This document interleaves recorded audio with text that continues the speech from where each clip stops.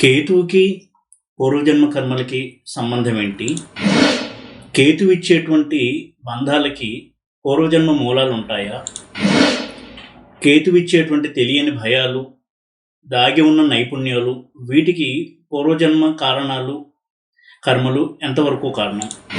ఈ విధంగా కేతువుకి పాస్ట్ లైఫ్కి ఉన్న కనెక్షన్ ఏంటి?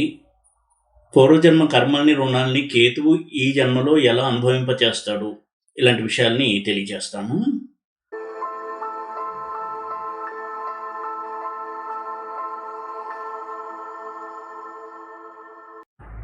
ఓం నమో వెంకటేశాయ. జ్యోతిషరత్నాకరం ఛానల్కి స్వాగతం.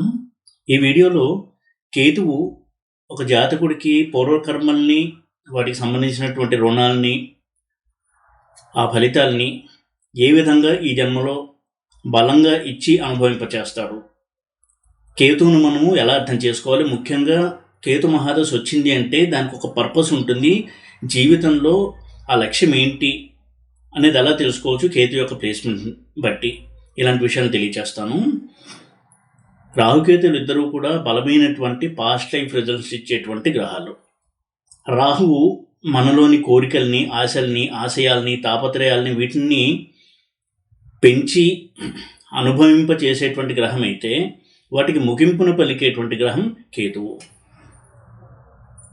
అందుకే కేతువు ఎప్పుడు మనకి మన జాతకంలో తన ఫలితాలను ఇస్తున్నా, కేతు మహాదశలో ముఖ్యంగా ఆ జాతకుడి లైఫ్లో ఒక ట్రాన్స్ఫర్మేషన్ అనేది ఉంటుంది, ఒక పరిణామం. అది కూడా చాలా మంచి పరిణామం అయ్యి అతని యొక్క ఆత్మోన్నతికి కారణమైనటువంటి కొన్ని సంఘటనలు జరగడము, తన మీద తనకు ఒక అవగాహన పెరగడము, మరింత మెరుగైన వ్యక్తిగా తయారవ్వడము, ఇలాంటి రిజల్ట్స్ ఇస్తాడు కేతువు. కేతువు అంటేనే ఇంట్యూషన్కి సంబంధించిన ప్లానెట్, ఊహకు అందనటువంటి విషయాల్ని తెలియజేసే ప్లానెట్. అంటే మనం కంటితో చూడగలిగేవి కాకుండా మనసుతో, బుద్ధితో ఊహించేటువంటి విషయాల్ని, అందులోనూ దివ్య భూమికలకి సంబంధించిన విషయాల్ని, వీటిని సూచించే గ్రహం కేతువు. అందుకే మోక్షకారకుడు అంటారు కేతువుని. రాహు భౌతిక ప్రపంచంలో మన్ని తిప్పుతూ ఉంటే, కేతువు దీన్ని దాటి దివ్య భూమికల్లో మనం ఉండడము, వాటిని గురించి ఆలోచించడము, ఇలాంటి విషయాన్ని తెలియజేసే గ్రహం కేతువు. ఒక్కొక్కసారి చూడండి, మనకి ఒక్కొక్క ప్రదేశానికి వెళ్ళినప్పుడు ఈ ప్రదేశానికి నేను ఎప్పుడో వచ్చాను అని అనిపిస్తూ ఉంటుంది. అలాగే కొన్ని విషయాల పట్ల తెలియని కొన్ని భయాలు కూడా ఉంటాయి చిన్నప్పటి నుంచి. కొంతమందికి నీడంటే భయము, నదులను చూస్తే భయము, దానికి పెద్ద కారణం కూడా ఉండదు.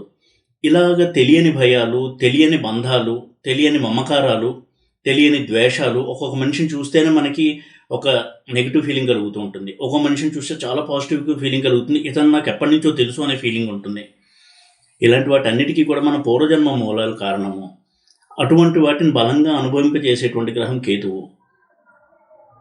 అలాగే ఇంట్యూషన్ కూడా కేతువు యొక్క ప్రత్యేకత.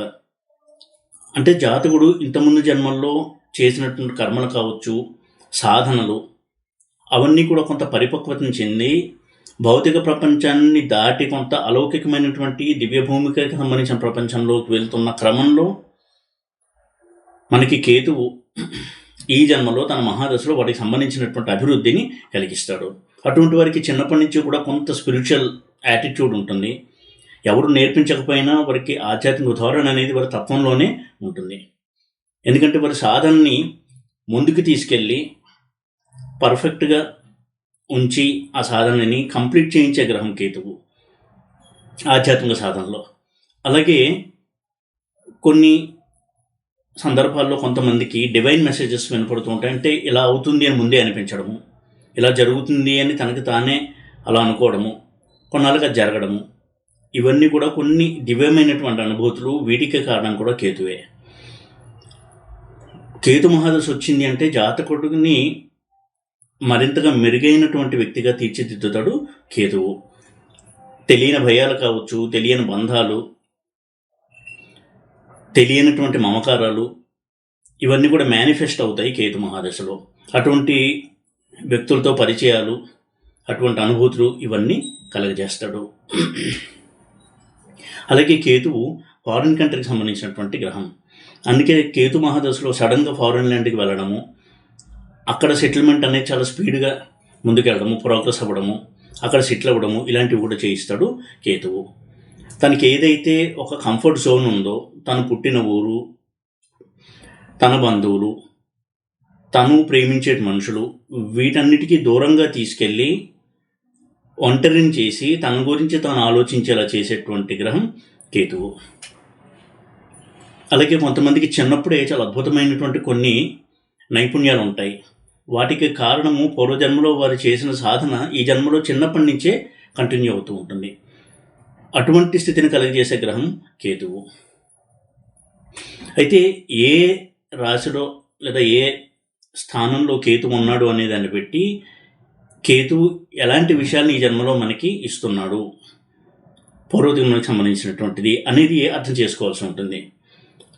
కొన్ని ప్రధానమైనటువంటి హౌసెస్ని చూసినట్టయితే లగ్నంలో కేతువు అంటే వారు ఇంతకుముందు జన్మలో కూడా సత్యాన్ని గురించిన అన్వేషణ, తానేంటి అని తెలుసుకోవాలనేటువంటి అన్వేషణ, ఇవన్నీ చేస్తూ వస్తున్నటువంటి వ్యక్తులై ఉంటారు. అందుకే ఈ జన్మలో కూడా వారికి ఎప్పుడూ కూడా ఆ అన్వేషణ అనేది ఉంటుంది వారి తత్వంలో. చాలా తెలివైన వ్యక్తులై ఉంటారు, చాలా మంచి చదువుకుంటారు, కానీ ఆ చదువుతోనే సెటిల్ అవ్వాలి, అందులోనే ఏదో ఒక జాబ్ చేసి ఆ ధనంతో ఒక ఇల్లు కొనుక్కొని సెటిల్ అవ్వాలి, ఇటువంటి ఆలోచన ఉండదు వారికి. ఎప్పుడు కూడా ఏదో ఒకటి కొత్తది కనిపెట్టాలి అనేటువంటి ఒక రీసెర్చ్ మైండ్, అన్వేషణ అనేది ఉంటుంది. ఇలా స్థిమితం లేకుండా చేస్తాడు కేతువు. దేనికి వారంతా ఈజీగా తృప్తి పడరు. అసంతృప్తి వారిని ఎప్పుడు కూడా ముందుకి నడిపిస్తూ ఉంటుంది. ఎందుకంటే ఈ అన్వేషణ వారికి ఎన్నో జన్మల నుంచి జరుగుతూ ఉంది. ఈ జన్మలో కూడా వారి కేతు ఎప్పుడైతే లగ్నంలో ఇచ్చడం దాన్ని మరింత స్పీడప్ చేసి సత్యాన్వేషణ వైపుకి తీసుకెళ్తాడు. అందుకే చూడండి, కొంతమంది చాలా మంచి చదువు చదివి కూడా ఒక సమయంలో మేబీ ఉదాహరణకి కేతు మహాదశ వచ్చినప్పుడు మంచి డాక్టర్లు అయి ఉండొచ్చు, చాలా మంచి ఇన్కమ్ ఉన్నటువంటి డాక్టర్స్ అయి ఉండొచ్చు, అన్నీ వదిలేసి ఒక స్పిరిచువల్ ఆర్గనైజేషన్లో చేరిపోవడము, ఇటువంటివి చూస్తూ ఉంటాం.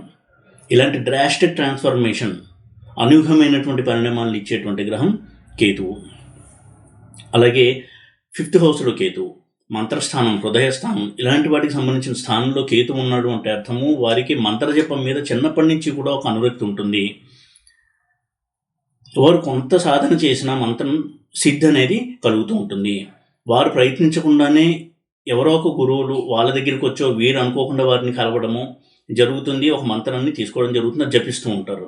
వారు కొద్దిగా జపం చేసినా కానీ దాని సిద్ధి అనేది కలుగుతుంటుంది. ఎందుకంటే దానికి సిద్ధికి కావాల్సినటువంటి జపము అంతా కూడా పాస్ట్ లైఫ్లో చేసేసారు కాబట్టి ఈ జన్మలో జస్ట్ కొంత మినిమం జపం చేయగానే వాళ్ళకి ఆ మంత్రసిద్ధి అనేది కలుగుతూ ఉంటుంది. ఇటువంటి మంచి ఫలితాన్ని ఇచ్చేటువంటి గ్రహం కేతువు. కొన్ని స్థానంలో కేతు చాలా అద్భుతమైనటువంటి రిజల్ట్స్ని ఇస్తాడు, అది మనకి అందరికీ కూడా తెలుస్తూ ఉంటుంది. అలాగే 9th హౌస్లో కేతువు ఆధ్యాత్మిక ప్రగతి, ఆధ్యాత్మిక చింతన, దైవభక్తి, వైరాగ్యము, ఇవన్నీ కూడా ఇచ్చి జాతకుణ్ణి అసలైనటువంటి ఒక సిన్సియర్ స్పిరిచువల్ ప్రోగ్రెస్ చేసేటువంటి ఒక సాధకగా తీర్చిదిద్దుతాడు కేతువు. ఒక సిన్సియర్ సాధక అవుతారు కేతు మహాదశలో. 9th హౌస్లో కేతు ఉన్న వ్యక్తులు అటువంటి సమయంలో 9th హౌస్లో కేతు ఉన్నప్పుడు కేతువును గురువు కనుక చూస్తున్నట్టయితే మంచి సాధకులు అవుతారు వారు ఆధ్యాత్మిక రంగంలో. అలాగే 12th హౌస్లో కేతువు, 12th హౌస్లో కేతు ఉంటే మోక్షం ఇస్తాడు అంటారు. కాబట్టి వీరికి చిన్నప్పటి నుంచి కూడా ఈ ఆధ్యాత్మిక చింతన, వైరాగ్యము అనేది ఉంటాయి. పాస్ట్ లైఫ్ నుంచి అది కంటిన్యూ అవుతూ చిన్నప్పటి నుంచి కూడా వారిలో ఆ లక్షణాలు పొడజూపుతూ ఉంటాయి. ఈ జన్మలో మరింతగా ఆధ్యాత్మిక ప్రగతిని సాధించడానికి కేతు హెల్ప్ చేస్తాడు. 12th హౌస్లో కేతు ఉన్నప్పుడు కేతు మహాదశ కనుక వచ్చిందంటే తప్పకుండా అద్భుతమైనటువంటి దివ్యానుభూతులు, ఆధ్యాత్మిక అనుభూతులు కూడా కలుగుతాయి జాతకుడికి. ఇలా 12th హౌస్లో ఉన్నప్పుడు కేతు గురుదృష్టి ఉండడం అనేది ఒక అడ్వాంటేజ్. చాలా మంచి ఫలితాలు ఇస్తాడు కేతువు. అలాగే కేతు అంటేనే తీర్థయాత్రను ఇష్టపడేటువంటి గ్రహం, ట్రావెలింగ్ని ఇష్టపడే గ్రహం కేతువు. అది కూడా డివైన్ ట్రావెల్ అవుతుందంటే తీర్థయాత్రలు ఎక్కువ చేయిస్తాడు కేతువు. కేతు మహాదశలో అనుకోకుండా చాలా దివ్యక్షేత్రాలని, పుణ్యక్షేత్రాలని దర్శిస్తూ ఉంటారు.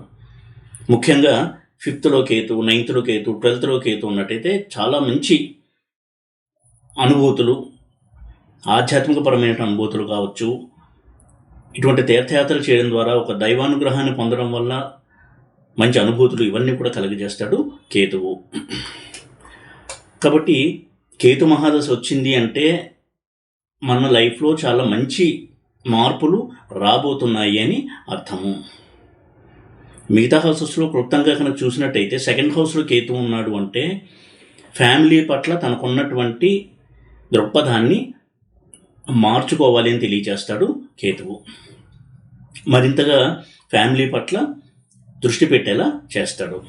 ఇంకొక రకంగా చూసినట్టయితే భావబంధాలన్నీ కూడా తెంచుకుని పూర్తిగా ఒక సన్యాసి జీవితంలోకి వెళ్ళడము ఇలాంటి వాటి కూడా ప్రేరణ ఇస్తాడు కేతు. ఆర్థికంగా నష్టాలు, కష్టాలు, అన్ని రకాలుగా ఇబ్బందులు ఇచ్చి వైరాగ్యాన్ని వారికి రుచి చూపించి మరింతగా సాధకుడిగా చేసేలాగా హెల్ప్ చేస్తాడు. తృతీయంలో కేతు పాజిటివ్ నెగిటివ్ రెండూ చెప్పుకున్నట్టయితే వ్యాపార అభివృద్ధి, ధనాదాయము, బిజినెస్ సక్సెస్ అంటాము, ఇవన్నీ కూడా ఇస్తాడు.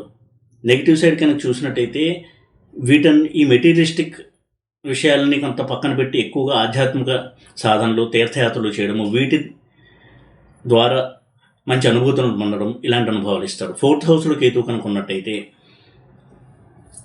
పాజిటివ్ సైడ్ చూస్తే ధన, వస్తు, వాహనాలు, వాటి యొక్క భోగాలు అనుభవించడం ఇలా చేస్తాడు. నెగిటివ్ సైడ్ కనుక చూసినట్టయితే ఫారిన్ ల్యాండ్లోకి వెళ్ళడము, ఉన్న ఊరి నుంచి, పుట్టిన ఊరి నుంచి చాలా దూరంగా వెళ్ళి ఏకాంత జీవితం గడపడము, ఆధ్యాత్మిక సాధన చేస్తూ ఉండడము ఇలాంటి ఫలితాలను ఇస్తాడు. సిక్స్త్ హౌస్లో కేతు కనుక చూసినట్టయితే తన యొక్క ఆరోగ్యాన్ని మెరుగుపరుచుకుని శారీరక, మానసిక అనారోగ్యాలని మెరుగుపరుచుకుని మరింత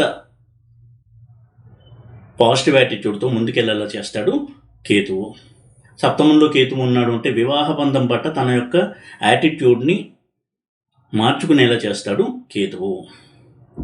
తన జీవిత భాగస్వామిని ఎలా గౌరవించాలి అనేది నేర్పిస్తాడు కేతు తన మహాదశలో సప్తమంలో కేతు ఉన్నట్టయితే.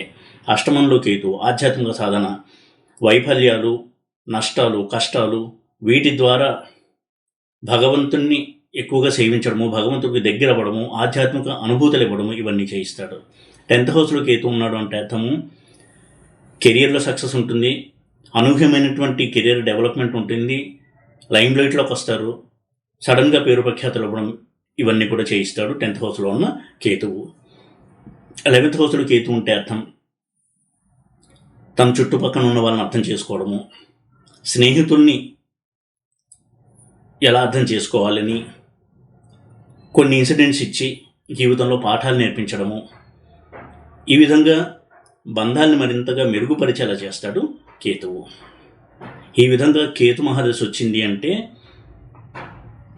చిన్నపాటి కష్టాలు ఇచ్చినా లేకపోతే చాలా తీవ్రమైన కష్టాలు ఇచ్చినా కేతు మహాదశ అయ్యేసరికి ఆ జాతకుడికి చాలా మంచి అద్భుతమైనటువంటి ఆధ్యాత్మిక భావనలు, తన గురించి తాను తెలుసుకోవడము, తనలో లోపాలు ఏంటి, తనలో పాజిటివ్ క్వాలిటీస్ ఏంటి, నెగిటివ్ క్వాలిటీస్ ఏంటి అని తెలుసుకుని సవరించుకుని మరింత మెరుగైన వ్యక్తిగా తీర్చిదిద్దుకోవడానికి హెల్ప్ చేస్తాడు కేతువు.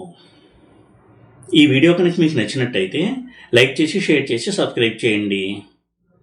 ఓం నమో వెంకటేశాయ.